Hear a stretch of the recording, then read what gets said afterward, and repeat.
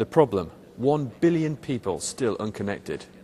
The challenge, to connect all communities by 2015. Sounds like a tall order? That's because it is. But with the creation last year of the Connect the World initiative, the ITU is hoping that its multi-stakeholder partnership approach will deliver the solution.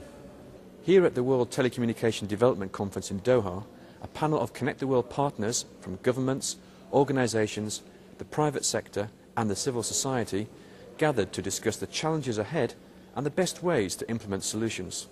While no single partner has everything required to meet this challenge, each of us has a contribution to make. By working together, I believe that we can and will be successful in our collective efforts to build an inclusive information society. We live in a rapidly changing world, which we are told is becoming flattened.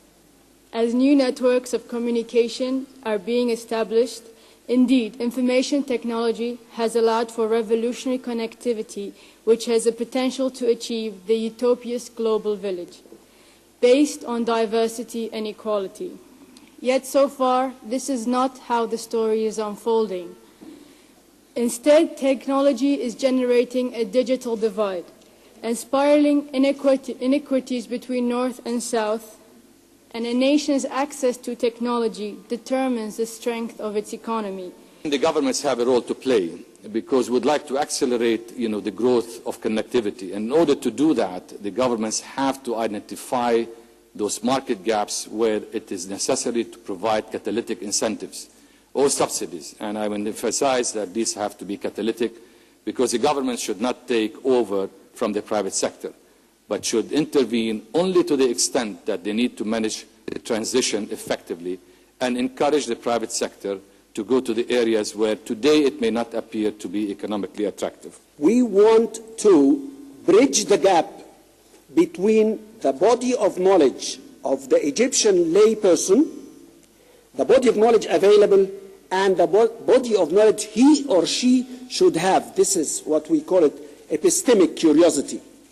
We want to work on this even within the pedagogy, within the educational system in Egypt, and needless to talk about initiatives in the e-learning initiatives, in the distance learning, and we now can have,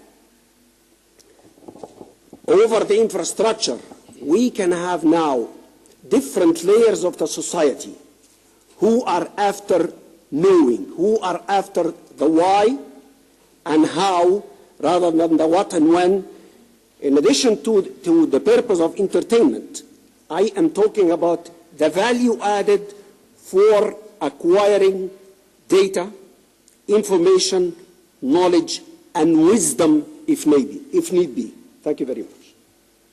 Throughout the preparatory process of the World Summit on the Information Society, UNESCO advanced the notion of knowledge divide. When you look at, for example, the 8 Millennium Development Goals that the world leaders agreed to, let me just mention a few of them. Eradication of extreme poverty and hunger by the year 2015. Achieving universal primary education. Promoting gender equality. Reducing child mortality. I can go on. I can mention all the, I have even a PowerPoint slide here. But if you really look at what it is that will make a difference in each of these areas that the world leaders decided to achieve by the year 2015, knowledge is the common denominator. We at CHI are proposing one number for the world for children, and we hope you all will support that on May 17, 2007, when we hope to have Children and Telecoms Day. And we hope that every one of you will support us in taking this initiative forward. And I want to ask the World Bank, because the World Bank said that the competition is everything. Competition alone will never work to provide the connectivity to those who were not connected. There is no doubt in my mind, and experience and data shows it, that private competition has been the driving engine for growth, but it's not going in itself to be sufficient in order to connect, the lower income population and much more has to be done. And for that, it has to be truly a partnership among industries, service providers, and governments, and in some cases, civil societies, like the case of the Grameen Phone. I've been listening to all the panelists discussing figures and statistics, but my question is, it's not every day that we have so many dignitaries in one room.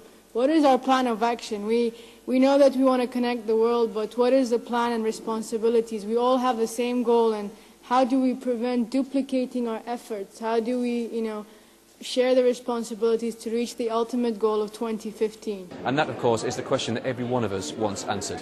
The ITU hopes that its Connect the World initiative will serve as the catalyst to achieve its goals. The objectives are very clear and very unambiguous. The ITU intends that within 9 years there won't be a single person on this planet who will be deprived access to ICT. All we need now is a plan that we can all agree on.